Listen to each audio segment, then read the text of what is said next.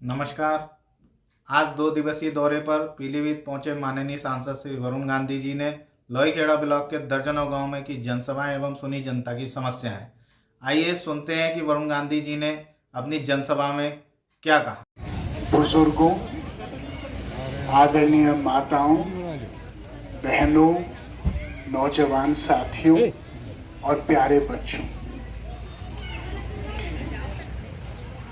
3 दिन पहले मैंने दिल्ली के अखबार में एक खबर पढ़ी कि उत्तर प्रदेश के बुंदेलखंड के एक किसान ने अपने 2.5 लाख का लोन चुकाने के लिए अपने शरीर के 2 अंग, अपना गुर्दा और एक और अंग बेच दिया। मुझे ऐसा लगा कि शायद आज के जीवन में जहां बहुत सारी सुविधाएं गरीबों को दी जाने की बात की जा रही है, शायद ये दृश्य मेरे आंखों के सामने ना आता। उसी अखबार में एक दूसरी खबर थी कि देश के सबसे बड़े bank state bank of India ने 1,70,000 करोड़ के लोन देश के 10 सबसे बड़े उद्योगपतियों के माफ कर दिए हैं पिछले 2 वर्षों। एक तरफ 1,70,000 करोड़ के लोन माफ किए गए उन लोगों के पास जिनके पास शायद 85 लाख करोड़ हैं, और एक तरफ एक किसान जिसको अपना गुर्दा बेचना पड़ा क्योंकि उसके पास 2.5 लाख रुपए नहीं थे। तो वरुण गांधी की राजनीति आम इंसान के लिए एक बराबर के अवसर की राजनीति की खोज है। मैं जानता हूं कि मेरे पास सारे प्रश्नों के उत्तर नहीं हैं, लेकिन मैं इस बात को जानता हूं कि अगर हम आम इंसान के संघर्ष को लेके मौन हो जाएं, तो कहीं ना कहीं हमारा लोकतंत्र भी मौन के तरफ बढ़ जाएगा। ये सच्चाई है कि हिंदुस्तान में बराबर की व्यवस्था कभी नहीं रही है, लेकिन ये भी सच्चाई है कि जब मैं बड़ा हो रहा था तो हमारे सपने भी इतने बड़े नहीं थे। हमको जानकारी नहीं थी कि दुनिया में क्या हो रहा है। आज फोन के जरिए से, इंस्टाग्राम के जरिए से, यूट्यूब के जरिए से 1 मिनट में आदमी को पता होता है कि अच्छा जूता कौन सा है, अच्छा टीवी कौन सा है, विदेश में क्या क्या हो रहा है।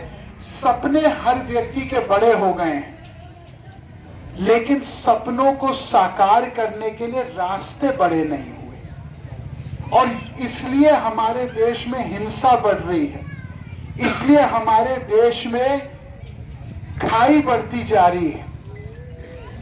मैं जब पीलीभीत में 4 दिन पहले आया था तो मैंने, भैया बैठ जाइए, क्या कह रहा था मैं, धन्यवाद जी। और मैं जिला अधिकारी से बात कर रहा था और मैंने कहा कि मुझे सूची चाहिए कि ब्लॉक वार कितने लोगों को लोन मिले। जब मैंने सूची देखी तो मैंने देखा नामात्र लोन मिले। मैंने पूछा ये ऐसी क्यों है स्थिति कि इतने कम लोन मिले हैं लोगों को। उसके बाद जब मैं गांव-गांव गया तो मैंने लोगों से पूछा, मैंने कहा एक बात बताइए, क्या आप लोग को लोन की जरूरत नहीं पड़ती? उन्होंने कहा साहब बहुत जरूरत पड़ती है, जरूरत से ज्यादा जरूरत पड़ती है। तो मैंने कहा तो फिर आप लोग लोन क्यों नहीं लेते? उन्होंने कहा जी देता कौन है? उन्होंने कहा 5 बार जाते हैं, 6 बार जाते हैं, 8 बार जाते हैं, 10 बार जाते हैं, उसके बाद थक के आ जाते हैं। और उसके जब जाते हैं तो हमसे 5 बार के बाद क्या कहा जाता है? जो हम कहते हैं साहब हम बहुत जरूरतमंद है, हमारी मदद करिए, तो क्या कहते हैं कि कुछ लक्ष्मी दर्शन हमारा करा दो तो हमारा लोन तुम्हारा करा दो। तो मैं ये सोच रहा था न्याय कब मिलेगा एक आम इंसान? आज स्वतंत्रता के, आजादी के इतने वर्ष हो गए, इतने सारे लोग यहाँ खड़े हैं और बैठे हैं। जब स्वतंत्रता मिली थी तो एक सपना था देश के अंतिम व्यक्ति तक कि कभी झुकना नहीं पड़ेगा किसी के सामने। लेकिन क्या वो सपना पूरा हुआ? क्या ये सच नहीं है कि आज भी जब आप किसी पुलिस थाने में जाते हैं, जब आप किसी सरकारी अधिकारी या कर्मचारी के पास जाते हैं और आप ये कहते हैं कि हमारे अधिकार ये हैं और अधिकार पे अमल किया जाए, तो जब तक आप पूरे तरह झुक के बात नहीं रखते तब तक आपकी बात पे कोई बराबर का ध्यान नहीं दिया जाता। क्या ये सच नहीं है? क्या ये सच नहीं है कि एक आम इंसान अपने ही काम करने के लिए जाता है तो दिल पर पत्थर रख के जाता है? फिर कौन सा बराबर का अधिकार मिला? मैं बेरोजगारी की बात करता हूं। बेरोजगारी में मैं ये कहता हूं कि हम लोग एक ऐसे समय में जी रहे हैं जहां हमारे देश में